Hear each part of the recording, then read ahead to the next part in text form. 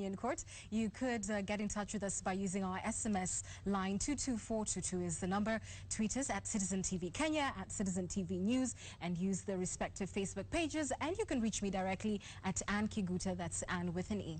On to our conversation. In a new bill proposing that contraception and family planning services, including contraceptive options, counseling, information and education be made available in schools is causing quite a stir. The bill has also reignited the abortion debate by seeking to permit the termination of pregnancy as long as the mother has consented, and in the case of minors, after consultation and not permission of the parents. So when should children have access to reproductive health services? Joining me now is Senator Judith Sijangi. She's seated to my immediate right. She's the crafter of the said bill. Canon Rosemary Mbogo is across from me. She's the chair of the National Council of Churches of Kenya, and the only man on our panel today, happily, Professor Edward Kisiangani, our resident analyst. I thank you all for coming in. Senator, let me begin with you. What was your intention in crafting this bill? The main objective of this bill is to ensure that there is a quality provision of reproductive or health care services to all, and to protect and ensure that they are always provided for, and to uphold the rights of all to these healthcare services, including minors. Everybody. It caters for the interests of adults, adolescents, and infants, so that they all have proper health care. And it's really to ensure that we have a healthy nation. What is your definition of reproductive health? Because I know you have rejected the notion that you're seeking to have condoms availed to school-going children. What do you define as reproductive health services? Reproductive health services is wide. And this is the access to medical care, all the prenatal, postnatal, it depends on the age. And then information, right to information. If we talk about the adults, and free access to contraceptives or family planning, generally, facilities. It's the healthcare that we want to protect. And when you go to the adolescent-friendly reproductive rights, it includes so many things which may not necessarily be within the one services which are available to the adults. Like, but is that mentioned explicitly in the bill? Does it restrict certain reproductive health services from minors as opposed to adults?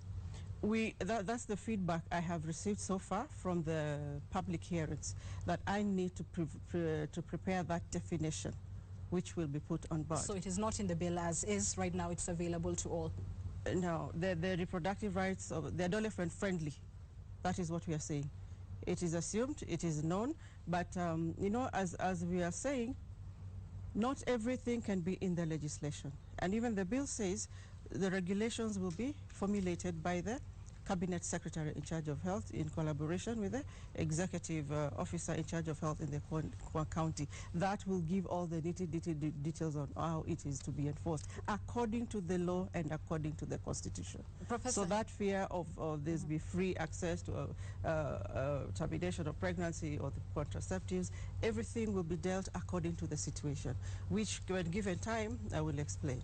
Obviously that you're giving a blank note, I think we can all agree, and leaving it subject to interpretation on a case-by-case basis. Prof, do you agree with that reasoning?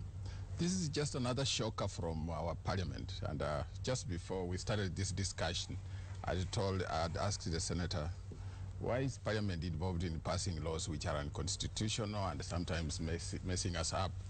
And, you know, she didn't have a straight answer. But what I really think should be done is, and which the senator can answer, whether or not she started with the bill or she started with the Constitution in drafting the bill.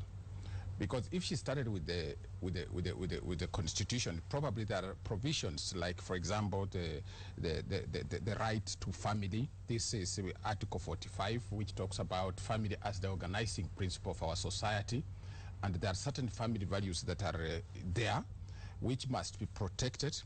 even the whole entire chapter 4, which is the Bill of Rights, talks about the cultural ramifications involved, which we should be protecting and which should be considered. And even there are limitations about these rights which we need to enjoy, and the protection of children. I don't know whether this kind of bill is going to protect the family. I don't know whether this kind of bill is going to protect our values. So, in my opinion, if you talk about contraceptives for children, you are destroying the essence of our family. Children are children, and when you call them children, they need guidance. But you cannot expose them to pills or condomize the entire school system like they are trying to do. The interpretations, they were going to condomize the entire school system. I am not part of that. I think probably the senator should go back. What is the crisis at our disposal, and how do we deal with it? We don't deal with it. Let me bring it, Canon, this, but there is a crisis in schools. We do know that in Kenya, the age at which people have their first sexual experience is dropping. We've seen it below even the age of 10 years. Are we burying our heads in the sand by saying that they do not need some sort of formal sex education that is in fact in schools, including reproductive health all the way down to contraceptives? I think I would begin by stating that historically there has never been a generation without crisis. So this is not the first generation that is having crisis. Nonetheless, we need to ask ourselves, when we enter to the constitutional protection of the entirety of humanity of the citizens of Kenya, it should never be allowed that we're going to have a bill that excludes and does not protect the entirety of the holistic person. Because what really this bill is trying to do is to sort of put a dichotomy and address the human person, particularly the adolescent, as though they were just a biological aspect. The human person has a mind and a spirit and the physical being. And that needs to be taken care of, particularly when we are thinking about the registration of a bill that is commensurate to taking care of the holistic person. And then again, just following up on what Professor has already said, we have other very clear articles within the Constitution that are already embracing the protection of other values of our existence as persons with the rights of protection of life, because life must be protected. Now, when we isolate the adolescent and say that we are availing friendly contraceptives or family planning to them, we are also forgetting that they are in the process of development. So where are we placing, first of all, the psychosocial domains of life, which are not even being addressed at all within the bill?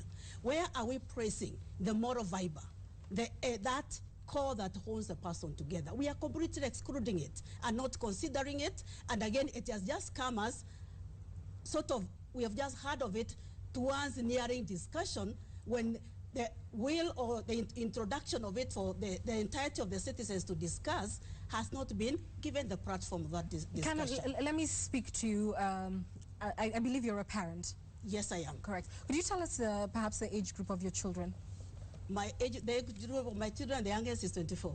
The youngest is 24. I am a grandmother. Oh, actually. my, congratulations. So when I want to imagine you. my grandchildren being given contraceptives at this level and that open entry into it, then we are not carrying out our protective role as people of faith, as well as parents. We are actually saying we are giving up our responsibility. Allow me to make it more personal. How did you have, if you did at all, have the conversation about sex with your children when they were adolescents? Did you? Yes, I did. I worked with them throughout their growing spell of time, and we discussed every aspect of their life. Some are married, actually.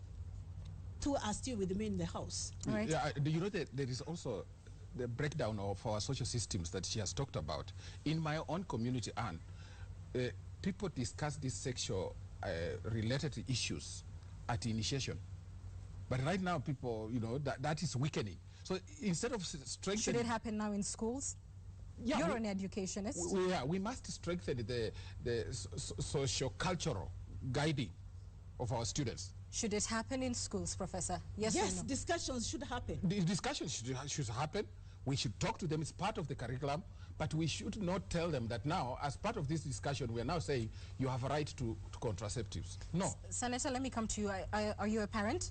Yes, I am a parent. Could you give us the age group of your children? I have teenagers who are between 13 and 15. And have you had that conversation with them? Of course, I have had conversation with them. But first and foremost... Hold on, Senator. I'm trying to prod your thinking. would you avail to your teenagers contraceptive options? First and foremost, that's what I want to tell everybody. It is not any child who walks in here or who goes to a caregiver that would be given contraceptives or any other thing. Reproductive health care services are not only about sex or contraceptives. I will answer your question. But because so far the scenario they have created here is where the children within the family unit who are well protected, who have no issues at home. And then research has concluded that there are some who don't have parents, they don't have those homes, they don't go to any school, they don't go to any church, but they have their rights, they need some kind of information. And first and foremost, I want to correct the professor or anyone here who thinks that this bill is talking about provision of condoms or contraceptives to schools. This is, the bill talks of many issues and to protect the children. What does the bill talk about specifically in terms of provision of reproductive health services, which includes, obviously... let me read the section that talks about the adolescents. And then they will tell me where is it that I have said condoms should be provided in school, or even that sex itself, education or whatever it is, sexuality should be promoted in school. This is the part 9, reproductive health of adolescents. The Cabinet Secretary for Health shall, in consultation with the board, which is to be created here to ensure implementation, facilitate the provisions of adolescent-friendly reproductive health services. That is a very general thing. It's the provision of reproductive health services to the adolescents. Parental consent is not mandatory. Who defines adolescent-friendly? Yes, and when we exclude the parental even guidance, then it means we are leaving it to themselves. Adolescent-friendly is the Cabinet Secretary. And by the way, they do exist. There are a few. And for your information, there's an adolescents reproductive policy, healthcare policy, where the children are already exposed to these contraceptives, and even the government, the policy is to enhance. And we are talking about, a child who is 10 years old. 10 years old, the mother or the father has taken this child for marriage. At 10, the child has maybe 2 children, or 13. This is a mother we are talking about. And at 15, she has other 3, has had abortions. It depends on every atmosphere, which the caregiver, trained medical officers, will be knowing, and they'll know what to do. So it is not that there's exposure or it's promoting immorality and against the Constitution, because the Constitution says every person has a right to proper health care, and even there, in fact, every person has a right to the highest attainable standard of health, which includes the right to health care services, including reproductive health care. Senator, they have their reproductive health issues. I appreciate that. We must wind up on the conversation. I'm just going to allow the Senator, because she is the one, of course, who has crafted this bill, to tell us very quickly at which stage it is and how the public can participate. Right now, it's within it had gone through the first reading at the Senate. We have had public participation. It's still going on from Monday. We had an open forum where all the parents and even the churches, they sent their representatives. Where's the next one on Monday? On the 2nd, there's one, but which we have invited the Ministry of Education, the Ministry of Health, and other particular people who did not come. Okay. And anyway, even if you don't make it, they're still open to written submissions.